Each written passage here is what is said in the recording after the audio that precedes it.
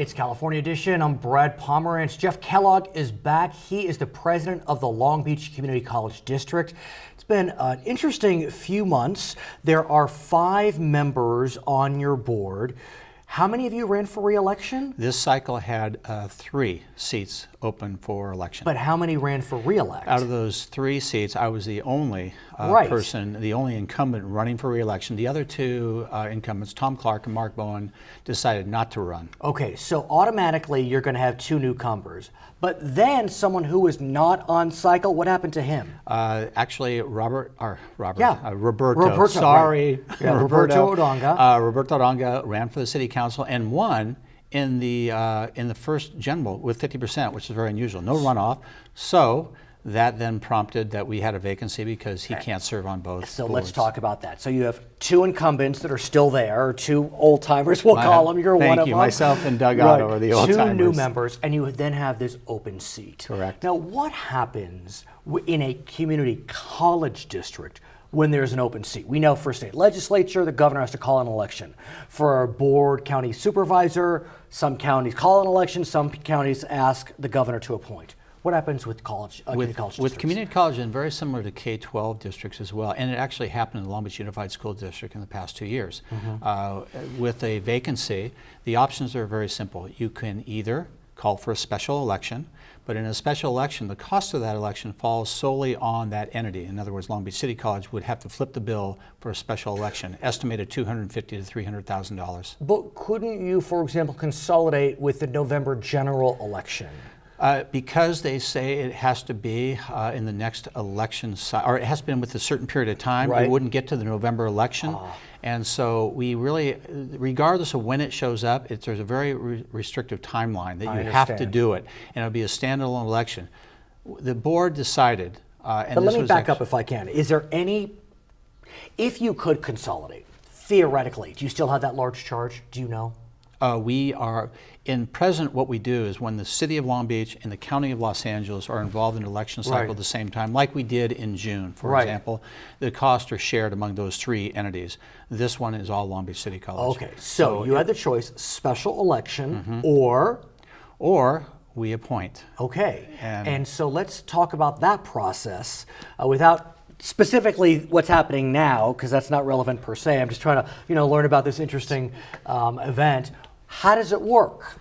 Well, it's really quite interesting, but very simple. It is a case where you ask for applicants, anyone that meets the requirement, which is legally they're of voting age, and they live in Area 2. You do have that requirement. You have to live in the district. Yeah, unlike where you've noticed in the state of California, there's been cases with elected officials that really don't live. In this case, they do. But members of Congress do not technically have to live in the district. They have to live in the state, but not the district. And with state, that's a different conversation. Yeah, it's a very different one. But here, most people on elective office, which I love about elective office for local elections, is that everyone knows you.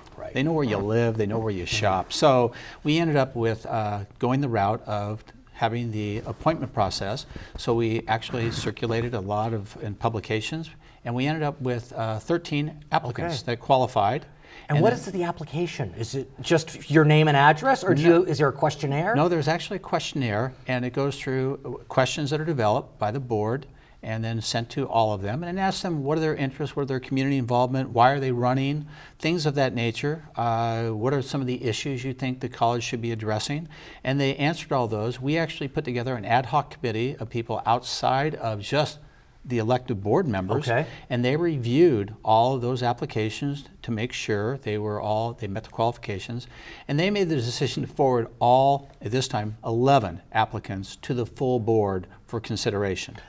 Could they have made recommendations, or they were just looking to see if they met the base requirements? They were looking at the base requirement, and I personally would have had no problem with them actually rating them, but the majority of the governing body at Long Beach City College didn't want. They didn't want that route. They wanted to have all the applications.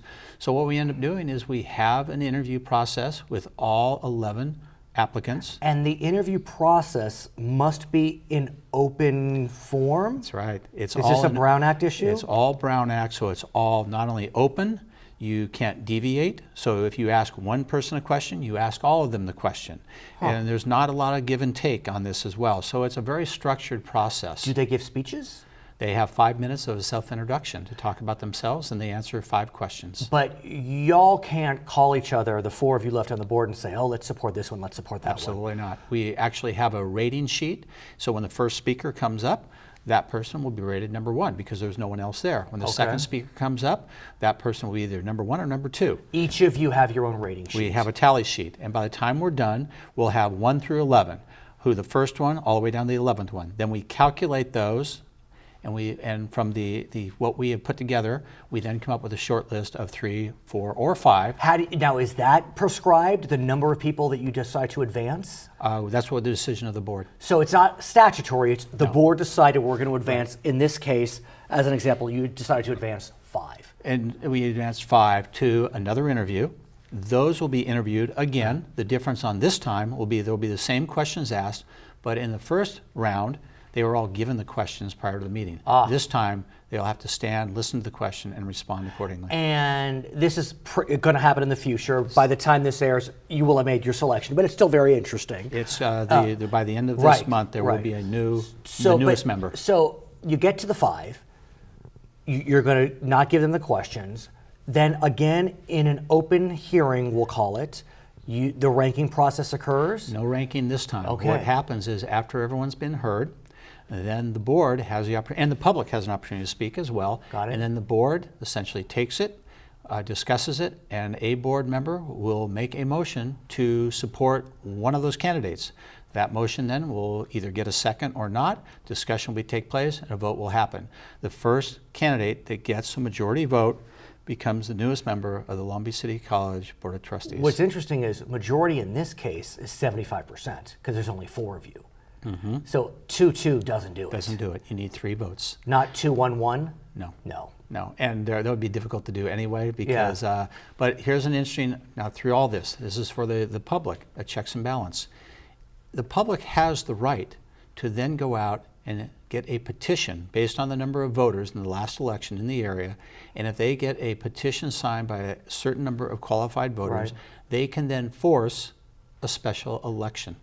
Will the individual who has been appointed be on that ballot? The individual could, if they so desire, if it qualifies to be on the ballot, Yes. then it's an open election. It's whoever wants to run.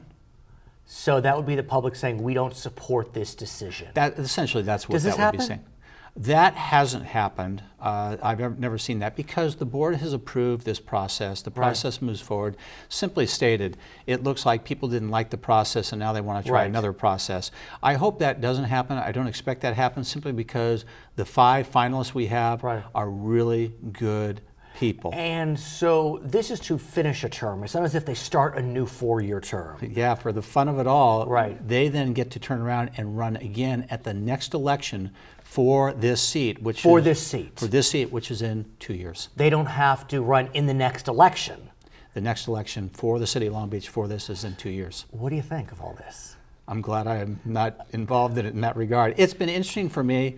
The most satisfying is the quality of candidates we got into this mix. Right. And I don't think that's going to happen. If that does, the people that are behind a petition are going to be viewed as very special interests, not really worrying But about it's pretty the heady. city. I mean, on both sides, it's pretty Yeah, heady. it is. I mean, well, I will tell you the reason why I thought long and hard about not having a special election. The cost to me became just a non-starter. It's too much money that comes out of our general fund. Of course. That said, I've also said repeatedly that you go through an elective process, you're the candidate, you dedicate your time, your energy. It is a grueling experience, but you come out of it with the support of the community. Right. And I think that's important. Realize that the person that's going to sit next to me with all the powers of an elected official on the governing board did it with 3 votes. but they're up for election in 2 years. They're up for election. His name is Jeff Kellogg. He is president of the Long Beach Community College District. My name is Brad Pomerance. Fascinating discussion. This is California Edition.